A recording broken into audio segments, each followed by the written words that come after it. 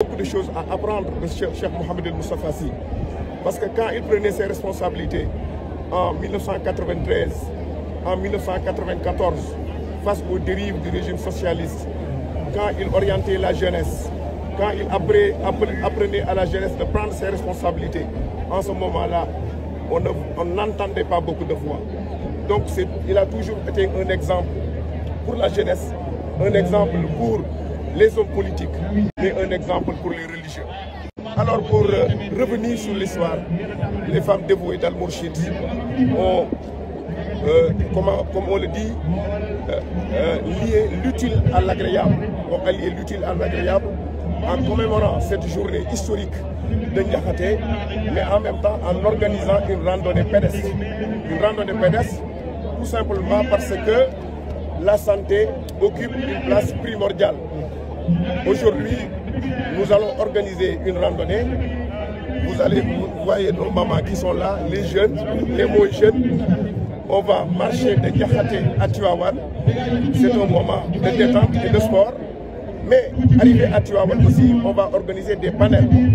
Ces panels, c'est pour sensibiliser les populations sur les maladies cardiovasculaires, sensibiliser les populations sur l'utilité du sport, de pratiquer le sport. Parce que comme vous le savez, il y a beaucoup de maladies récurrentes, les maladies de l'excès, de l'obésité, des maladies cardiovasculaires, le diabète sucré. Il y a beaucoup de choses qui constituent actuellement des problèmes de santé publique. Et comme le mouvement des femmes dévouées d'Al-Mourchid a pour mission d'accompagner et de soutenir le responsable moral dans sa noble mission. Et cette mission n'est rien d'autre que former des hommes, les instruire, les sensibiliser et aussi les orienter vers ce qu'il y a de meilleur. Donc c'est le sens de cette journée et nous remercions vraiment ceux qui ont pris l'initiative avec à leur tête Sokhna Fatima Sy et Yaye National et l'ensemble des collaborateurs qui ont participé à la réussite de cette belle journée. Pourquoi vous choisissez le départ ici à Ndiakhaté? Le lien de Serigne Moustapha et Ndiakhaté, c'est quoi? Je l'ai dit tout à l'heure, le lien de Serigne Moustapha Sy et Ndiakhaté, quelque chose s'est passé ici. Serigne Moustapha devait organiser une manifestation ici à Ndiakhaté. Cette manifestation a été interdite par le régime socialiste. Pourquoi? Parce que Serigne Moustapha a osé dénoncer les abus du régime d'Abdou Diouf d'alors. Vous vous rappelez des trois crises. Il avait dénoncé des crises d'autorité, des crises de compétences. Alors, parce que tout simplement, il avait senti que le Sénégal avait besoin d'une voix qui dit non. Et la voix qui disait non à l'époque, c'était la voix de Cheikh Seydou Mouhamed El Moustapha Sy. Alors c'est ce que le régime socialiste ne pouvait pas accepter à l'époque. Et c'est pourquoi ils avaient interdit la manifestation. N'eût été la sagesse de Serigne Moustapha Sy et son engagement,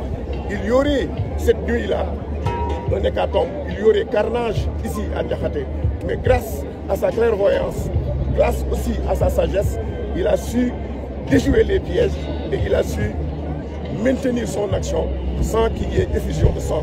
Et grâce à lui, aujourd'hui, nous sommes là pour manifester et pour commémorer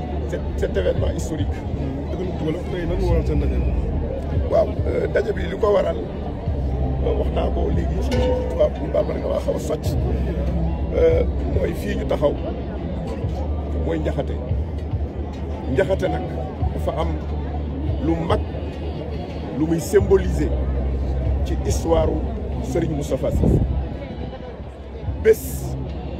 jot na mu ñëw fii ci Ndiakhaté bëgg fi organiser manifestation te xam ngeen ne moom manifestation bu mu mës a def ci àddina pour yar nit la pour jàngal ko waaye jamono jooju nguur gi fi nekkoon muy nguur socialiste yi doon na leen déranger parce que yëkkati na kaddu jëme ci ñoom kaddu goo xam ne ñoom mënuñu ko woon a accepter ndax jamono yooyu benn kaddu fi daan jib c'était presque un parti unique au Sénégal moom mu nekkoon baat bi nga xam ne moo yëkkati woon wax leen ne leen fii ngeen jëme réew mi ak nii ngeen teg askan wi du nii jamono yooya ca la ñagas-ñagas am ba bi mu bëggee organiser manifestation bi ñu interdire ko ñu ngi fàttali ne jour boobu bu fekkul woon muy xam-xamam di pas-pasam di njàmbaaram di xereñam ay bakkan yu bëri dana tëdd parce que ñi fi nekkoon ak moom ay gor lañ woon yoo xam ne kenn du daw kenn du daay te pare woon nañ ñoom ñëpp joxe seen bakkan ba mu jugee fii Njaxate dem Tiwaawan keroog la mu wax njaboot yi mooy yéen war ngeen a sant yàlla ndax da ngeen waroon a fekk tey jii ñu leen di waajal di leen jébbal seen i borom tey yéen a ngi toog fii ci seen ëttu kilifa ci seen xadara kilifa di reetaan kon loolu mooy wane ne nit la koo xam ne dafa xam responsabilité bi ko yàlla dénk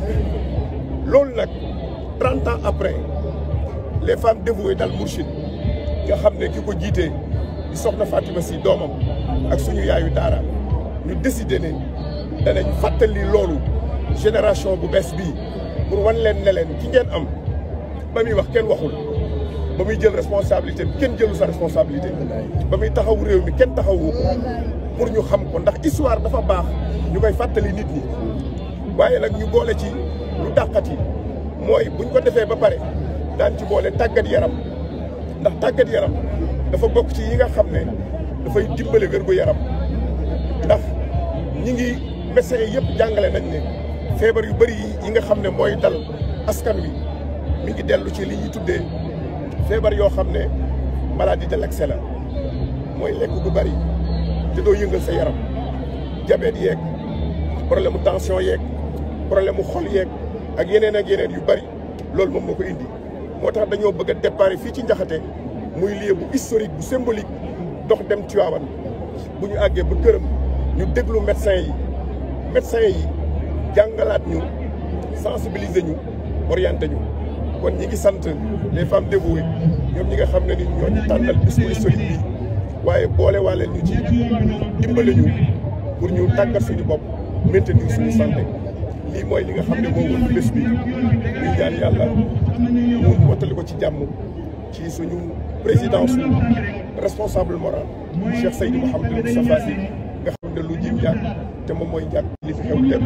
yàlla ko yàlla sàmm aar ko. Jaxate ak sëñ Moustapha histoire bu yàgg la wax naa la ko ndax dafa am loo xam ne nii xam nga tey boo tuddee Badar xel yi dem ci yonent bi sallallahu alayhi wa sallam waaye boo tuddee Jaxate xel yi dem ci Cheikh Seydou Mouhamadou Moustapha Sy ndax moom loolu la doon daf ñoo waxoon ne alxayru wal laylu wal baydaau taarifu nii wa sayfu wal ruuxu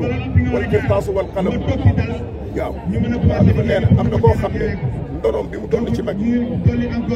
nee na rëpptal fas miin na ko nee na guddi mu lëndëm pas-pasam jaral ko mu xuus ko miin na ko nee na dugg àll di ca yendu di ca fanaan miin na ko nee na bocci jaas yi ñafe miin na ko nee na jël plume bind discours bu jariñ ñëpp nee na miin na ko te loolu rek mooy ndono bi nga xam ne ni moom la fi mag ñi bàyyi woon depuis ci yonent bi ba ci maamam sëñ Babacar Si ba ci bàyyi Cheikh sëñ Ahmed Tidiane ba ci moom bi nga xam ne ni moo taawule ko tey asalaamaaleykum wa rahmatullah